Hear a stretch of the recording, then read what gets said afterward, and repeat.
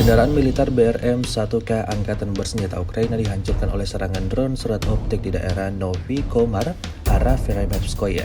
Rekamannya ramai beredar di media sosial Telegram pada Selasa 21 Januari 2025. Tidak hanya menyerang posisi dan personel militer Ukraina, namun pasukan Moskow juga memfokuskan serangannya pada penghancuran sejumlah peralatan militer Ukraina. Seperti yang terlihat dalam rekaman, kendaraan militer BRM-1K Ukraina meledak dahsyat setelah dihantam serangan drone Rusia. Target ludes terbakar hingga tak ada kemungkinan untuk bisa diselamatkan.